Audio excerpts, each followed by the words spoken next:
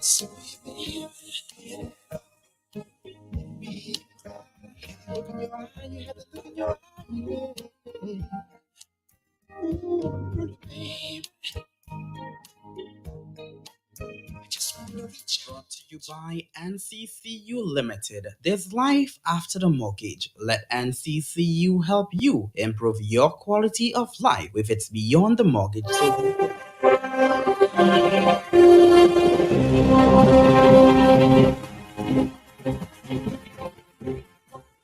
Good afternoon. This is the midday news for today, Tuesday, April 30th, 2024. I am Richie Farrell. Here are the headlines. Kingdom Connection host Pastor Randy Rodney suggests any economic forum aiming to educate the Dominican people and guide the way forward will benefit Dominica. Antiguans protest a hotel trying to privatize a beach, while 4 police officers who were present insisted that they were simply conducting a beach patrol to safeguard against pickpockets and other wrongdoing. And the BBC's Southeast Asia correspondent Jonathan Head was on board a Philippines Coast Guard ship in disputed waters in the South China Sea as it was targeted by Chinese vessels and hit by Chinese water cannon. The news is brought to you with the very kind compliments of Quartz Dominica Limited. Details coming up.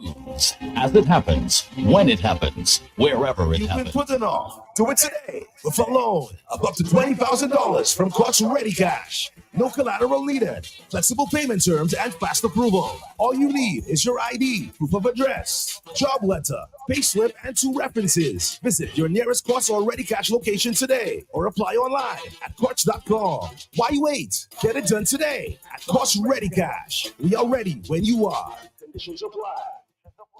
And welcome back. Host of Q95's Kingdom Connection program, Pastor Randy Rodney, has commented on the upcoming Economic Revival Summit organized by the United Workers' Party in partnership with the Electoral Reform Coalition. He believes that any economic forum aiming to raise awareness about societal issues or educate the Dominican people on the way forward would be beneficial for the country. Pastor Randy Rodney emphasizes the importance of objectivity in such forums, focusing on what needs to happen and considering logistical factors. I've heard leader of the opposition, Dr. Thompson Fontaine, announce a forum, an economic forum that will take place hopefully next month, I think the date is. And the announcement says, or his announcement says that the forum is a collaboration between the United Workers' Party and some other interests. It's called the Dominica Economic Revival Summit, scheduled to take place on June 4th to 6th at Jungle Bay. Now, here's the position from Kingdom Connection. Any economic forum that proposes to open up people's eyes as to what's happening, that proposes to educate us as to what should happen, and hopefully inform the way forward, should be good for our country. Any economic forum done without a heavy partisan bias. Let me add that. It must be done objectively in terms of what should happen. And from a pragmatic perspective, as to who are the presenters, as to where the forum is held, as to the final objective of the forum, are all matters of management and leadership. Pastor Rodney has examined the management and leadership aspects of planning specific activities, highlighting that various factors determine the audience's engagement.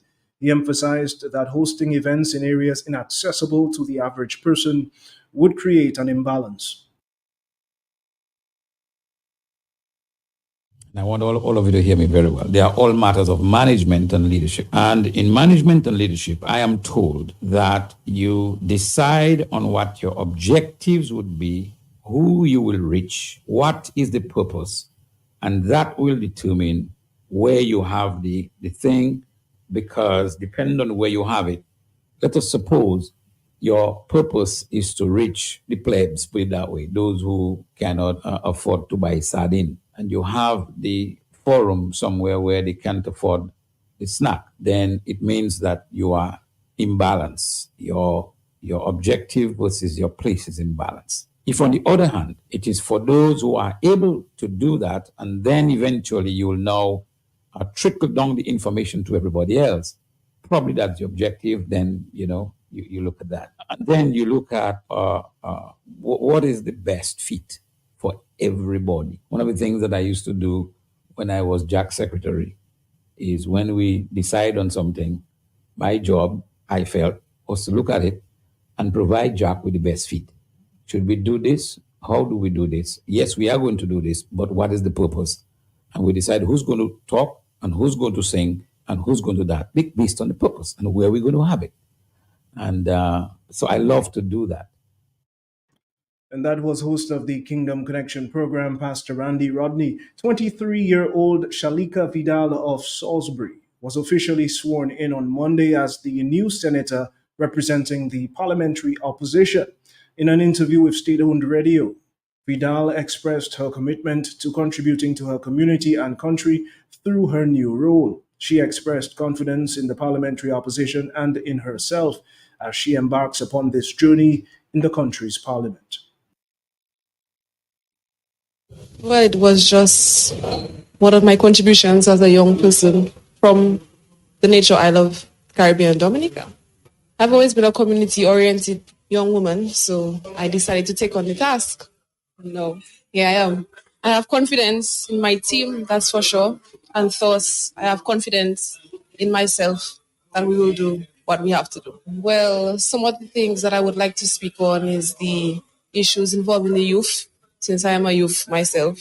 So in that, I will conduct my research, understand the consensus as relates to the youth, and bring forth a relevant presentation. Newly appointed senator to the parliamentary opposition, Shalika Vidal.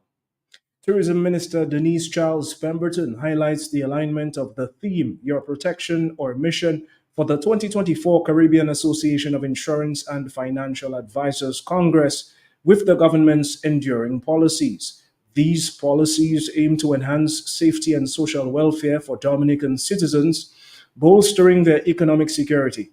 Minister Pemberton underscores the urgency of this mission, particularly in the aftermath of consecutive natural disasters that have significantly impacted the country's economy. The government's focus on protecting lives and building resilience is emphasized against this backdrop.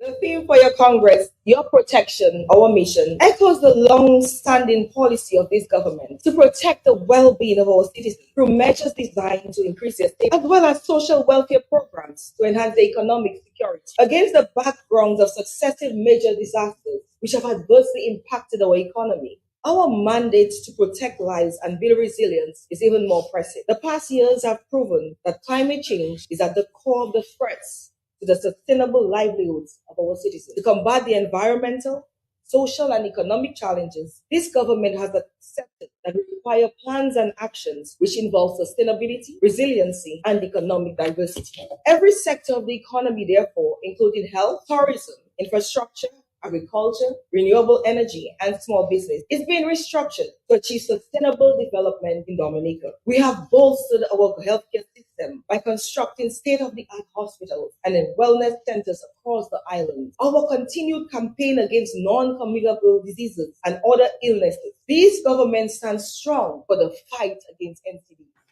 Mrs. Charles Pemberton reiterated the government's promise to provide accessible and affordable health care tailored to citizens' needs across villages. Additionally, the government has enhanced its building code and expanded shelter capacity by constructing resilient homes. We believe that citizens should have access to affordable health care that mirrors their need from village to village. We have also strengthened our building codes, improved our country's expansive network of roads and bridges, and enhanced shelter capacity through the construction of hundreds of climate resilient homes. In this way, we are strengthening our response and recovery capacity and fortifying our country against future environmental threats. You and I know the dangers to small island states like ours are ever present and intensifying. Indeed, across our Caribbean region, we are all exposed to the slings and arrows of misfortune. We must therefore consider continuous risk reduction measures and improvements to our national infrastructure to combat the adverse financial effects on lives and property. That was Tourism Minister Denise Charles Pemberton. This is Q95 News. For some time, some citizens have expressed frustration over the delay in processing certain transfer transactions at the Registry Division. Registrar of Titles, Ms. Vincia Auguste Francois, revealed the reasons for these delays and clarified the differences between direct transfers and part transfer processes. Allow me to distinguish between direct transfers and part transfers, which may help you understand why a particular transaction will take a longer period of time to process.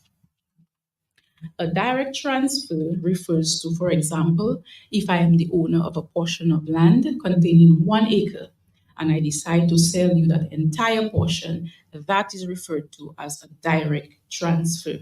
A part transfer is where, for example, I own 2 acres of land and I decide to sell you 1 acre. That is a part transfer. So in addition to your survey plans and valuation report, your surveyor must attend at the land registry to conduct what we refer to as hatching off. Some of you may know that we issue certificates of titles in duplicates. It means that whenever we issue a new certificate of title to an owner, we retain a copy for ourselves. So we give you one and we keep one in our vault. Therefore, whenever landowners sell parts of their lands, the surveyor must come to the registry to mark off on both titles the part or portion that was sold. In some cases, that aspect of the process can take some time, as it is dependent on when the surveyor comes to the land registry to conduct the hatch-off.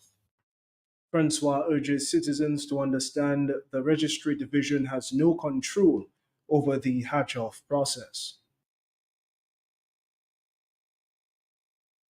Please bear in mind that the land registry do not have any control per se with the hatch-off process. We can only impress upon the surveyors to conduct the hatch-off. Registrar of Titles, Ms. Vincia Auguste Francois. Amid rising geopolitical tensions and a deepening North-South divide, the World Economic Forum garnered 1,000 global leaders and experts from government, business, international organizations, and civil society to chart a collective course toward a more stable, sustainable, and inclusive future. The special meeting on global collaboration, growth, and energy for development 2024, held under the patronage of His Royal Highness Prince Mohammed bin Salman bin Abdulaziz Al Saud, Crown Prince and the Prime Minister of the Kingdom of Saudi Arabia, brought together key leaders to exchange perspectives, consider new data, and advance high impact partnerships. Open quote.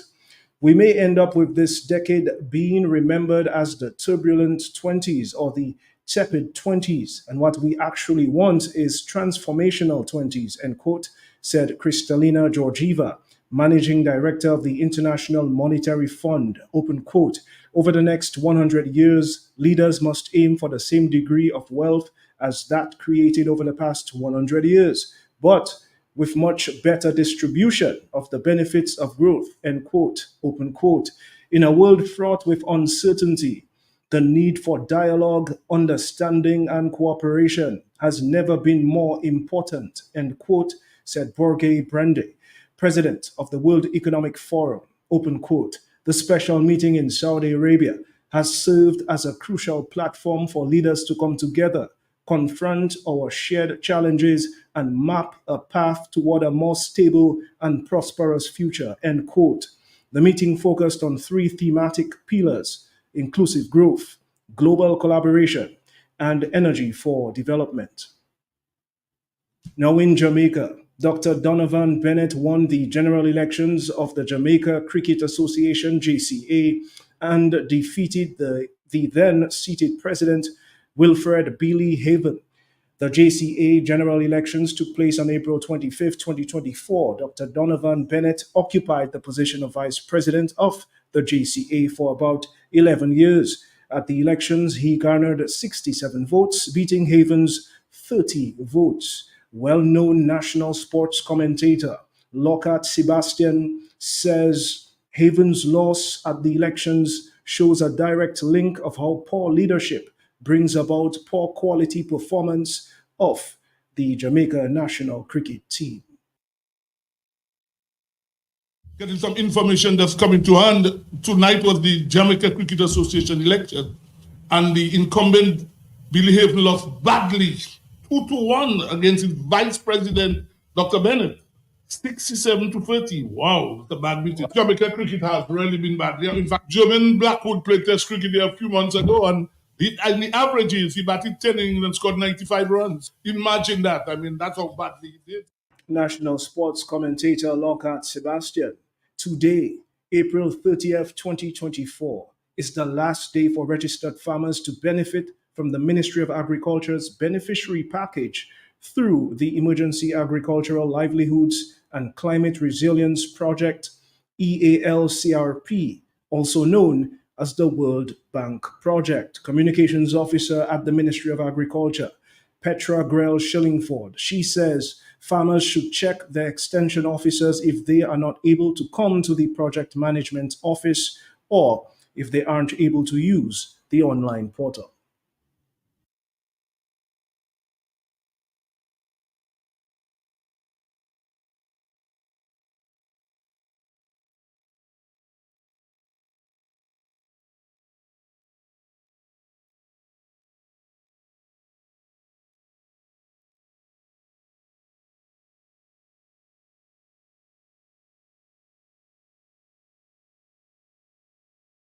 The 30th of April, it's the deadline for those people who are doing it via the physical form. We're saying it's 4 p.m. or 3:30 p.m. on that particular day, the 30th of April. If you're doing it on the hybrid system, on the internet, via online portals, we're saying at 11:59 p.m. That will be the cutoff. And there won't be any more extensions.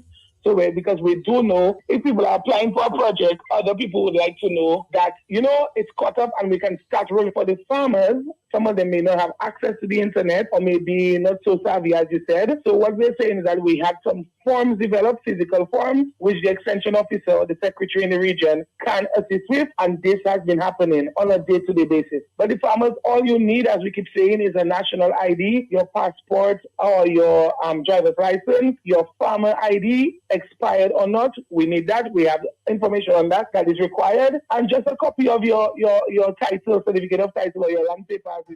Communications Officer at the Ministry of Agriculture, Petra Grell Shillingford. Peter Kelsick, owner of Sneaky Pete's, a beach establishment that once stood on Dickinson's Bay before it was demolished, yesterday was part of a protest on the beach in Antigua.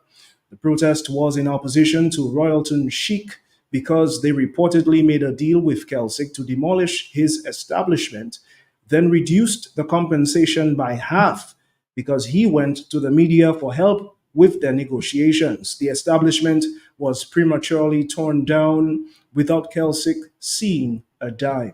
The 4 police officers who were present insisted they were simply conducting a beach patrol to safeguard against pickpockets and other wrongdoing. However, they never left the site of the new facility being built by that Chic claimed Sneaky Pete's was blocking their view. The turnout, while greatly appreciated by Mr. Kelsick, was admittedly small, therefore ostensibly not requiring a police presence. A few of the protesters shared their view on why they chose to let their voices be heard. Former chief of the DCA, current marketing consultant Sylvester Brown stated, open quote, "I expected to see crowds this morning, but then I knew that there wouldn't be because I am a marketing specialist and I understand what the government has done to people over the years, bringing people to the sense of fear of expressing how they feel, systematically trying to disempower them or us by making us scared to come out and say, no, you can't do this, Mr. Prime Minister." End quote. The BBC's Southeast Asia correspondent Jonathan Head was on a Philippines Coast Guard ship in disputed waters in the South China Sea as it was targeted by Chinese vessels. The reporter described China blasting water cannon across the bow and being tailed by at least 3 separate Chinese ships. Nobody on board was injured, but such aggressive confrontations have become more common in these disputed waters over the past year. Both China and the Philippines lay claim to the waters near Scarborough Shoal. The Philippine government under President Marcos Jr. has increased patrols to challenge China's domination in these waters. The Chinese Coast Guard has since said it took necessary measures after the ship intruded.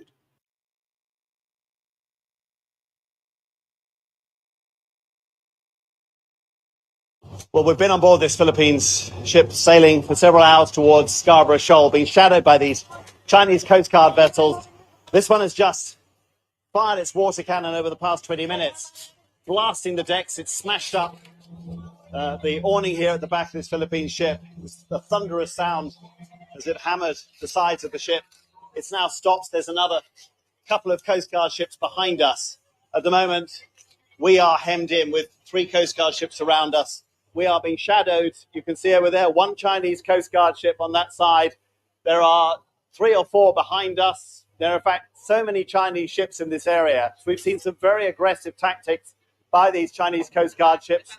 The one you can see over there was water cannoning us. We were all herded inside when that happened. They also cut very, very close. They're right across the bow of the ship. We don't know quite what these ships are going to do, but we're waiting to see whether they come for us again.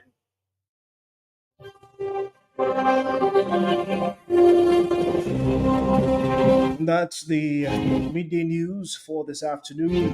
Here's the recap for headlines. Kingdom Connection host Pastor Randy Rodney suggests any economic forum aiming to educate the Dominican people and guide the way forward will benefit Dominica. Station Q95. Antiguans protest a hotel trying to privatize a beach, while 4 police officers who were present insisted that they were simply conducting a beach patrol to safeguard against pickpockets and other wrongdoing.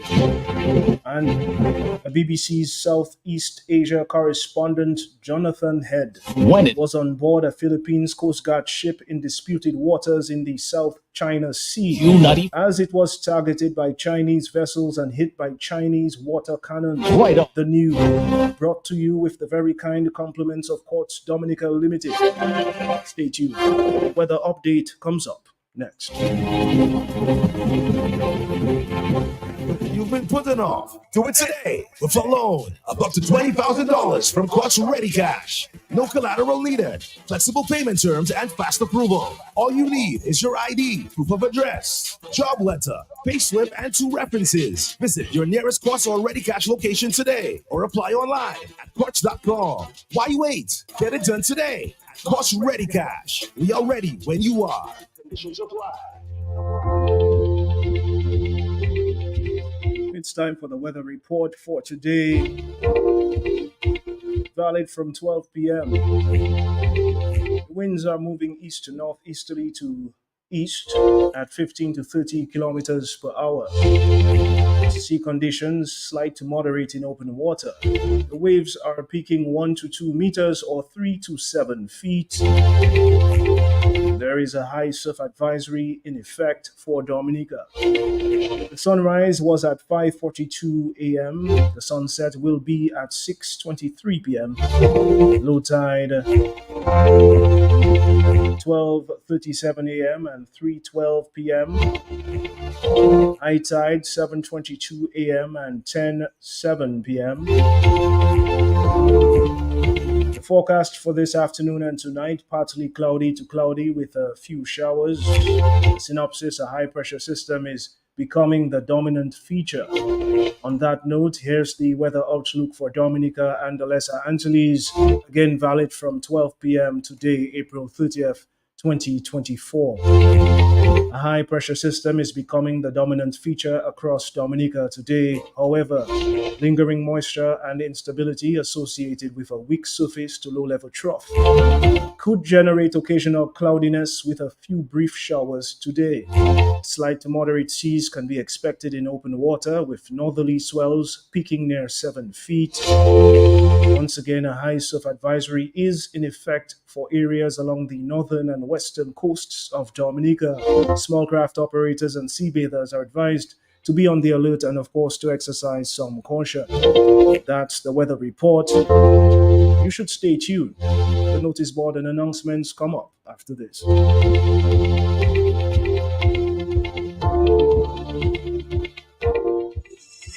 not be afraid of what the future brings. This is only the start of the trans revolution.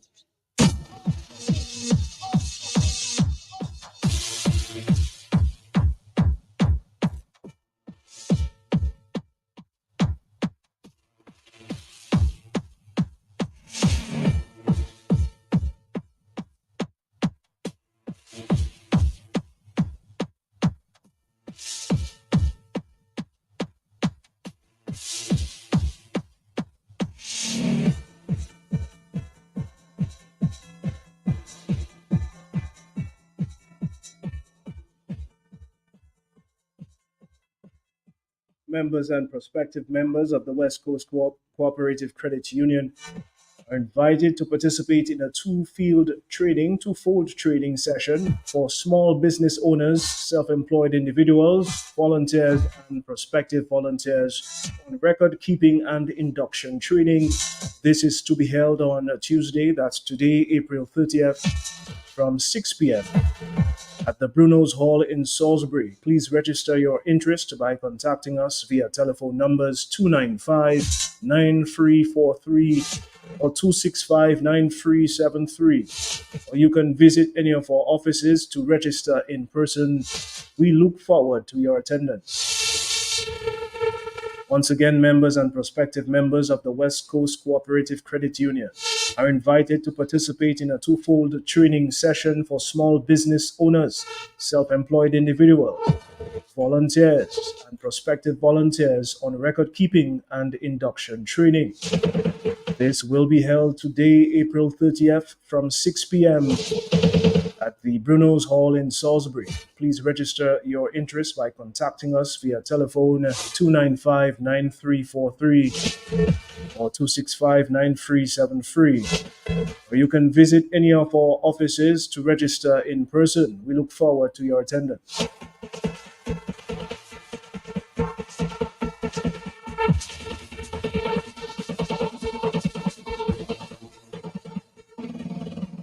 And now stay tuned for the deaf announcements. We have 3 deaf announcements.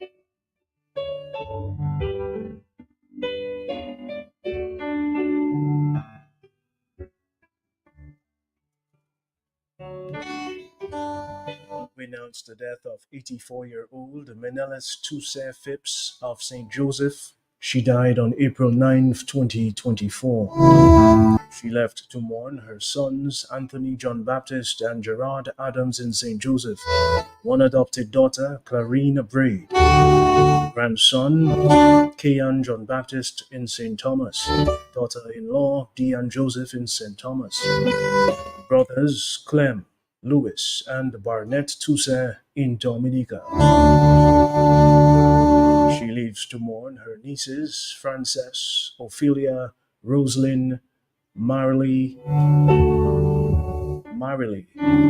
Vina, Francilia, Rosette, and Sammy.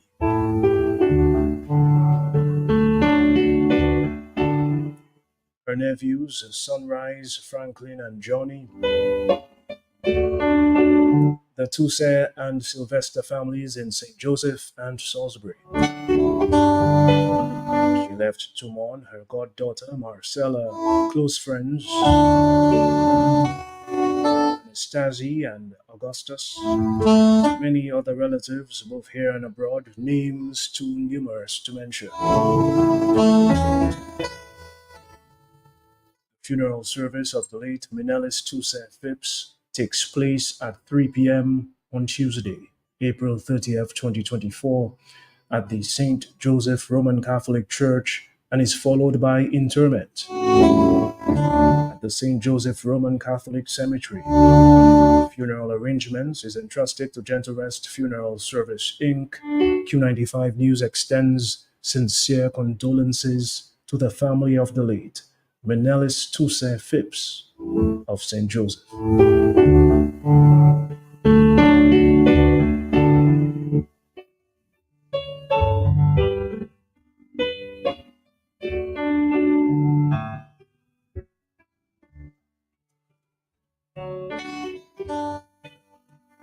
We announce the death of Valda Viola Graham Jules, better known as Ma Jules, age 93, of Deepa, who resided at Kings Hill. She died on Sunday, April 21st, 2024, at the Dominica China Friendship Hospital. She leaves to mourn her children, Rose Williams, Marilyn, Alicia, and Bernard Jules in the United States, Peter, Julius, and Patrick Jules in Dominica, and Kelvin Jules in St. Martin. Grandchildren, Kim, Kathy, Kenyatta, Angela, Michael, Fiona, Lindy, Elijah, Cecil,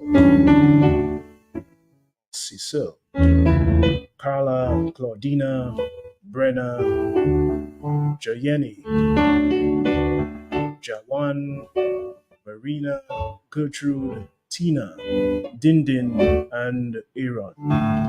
She leaves to mourn 32 great-grandchildren whose names are too numerous to mention.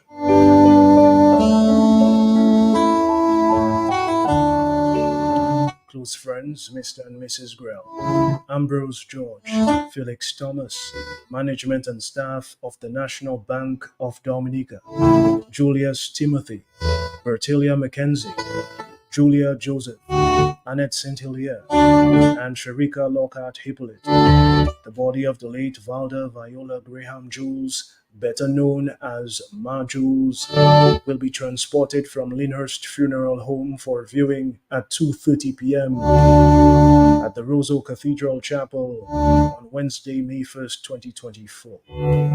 Funeral Mass begins at 3 p.m., followed by interment at the Roseau Catholic Cemetery. Q95 News extends sincere condolences to the family of the late Valda Viola Graham Jules, better known as Ma Jules.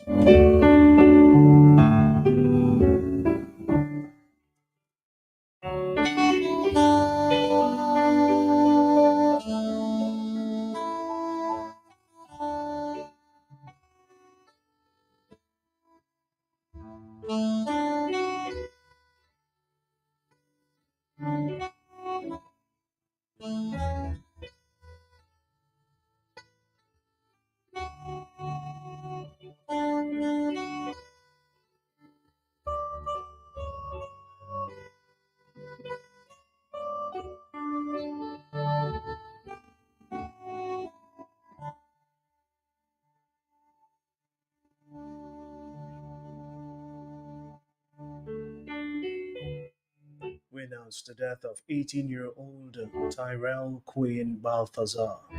He died on the 29th of March, 2024. He will be remembered by his mother, Janice, his father, Wayne, his godfather, Leonard, his grandmother, Helena, grandfathers, Larry and Gerald, great-grandfather, Clayton, great-grandmother, Carmelita, brothers, Jediah Balthazar, Janil Peter, and Jason Stedman.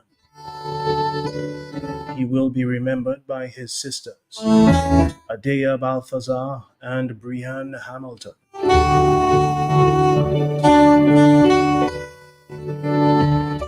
His uncles Larry Jr.,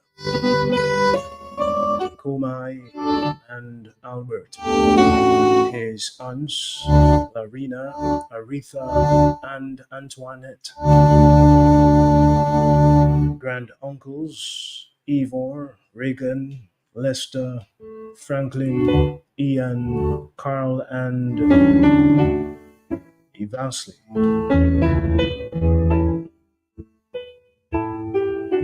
He will be remembered by his grand aunties Athenia, Tricia, Denora, Eva, and Miss White. His cousins, including Kira, Kurzia, Sarani, Shay, Terry, Kerwin, Tyra, Messiah, O'Brien, Mateo, Lester, Leslie, Ronald, Marley, Janoel, Marley, Marlena, Janelle, Zerkel, and Zenny. Best friends, Shaquan, Tyrell, also known as Borso, Jaden, Ria, and Shernisha. He will be remembered by close relatives and friends, including Anika, Jasmine, Honorable Melissa Scarrett, Honorable Miriam Blanchard, Josephine, Jerry, Akeem, Mawasi, Kaweda, Nafkote, Strokes, Brent, Dennis, Keith, Leandra, Sister, Glenn, Brent, Val, Saitux, Marlicia, Clint, Rosie, Dominique, Abraham, Jordan, Kathy and family, Sam, Paris, Kimberly in Guadeloupe, Bernard, Latwan, the Luke family of Stockfar, Elizabeth and family, the boys of Steber Street, Uncle Skinny, Regina Walsh, Marie Therese, friends of the St. Mary's Academy and Goodwill Secondary School, Medalia, Devon, Omara, Sherwin, Sherlon, Juanita, Margaret, the fishermen at the Rosal Fisheries Complex, the communities of Stock Farm, Portersville and environs, other family and friends, names too numerous to mention. The body of the late Tyrell Queen Balthazar will be viewed at 2 p.m. on Thursday, May 2nd, 2024, at the Rosal Seventh-day Adventist Church. The funeral service takes place at 2:30 p.m. and is followed by interment at the Rosal Public Cemetery. Funeral arrangements is entrusted to Gentle Rest Funeral Service, Inc. Q95 News extends sincere condolences to the family of Tyrell Queen Balthazar.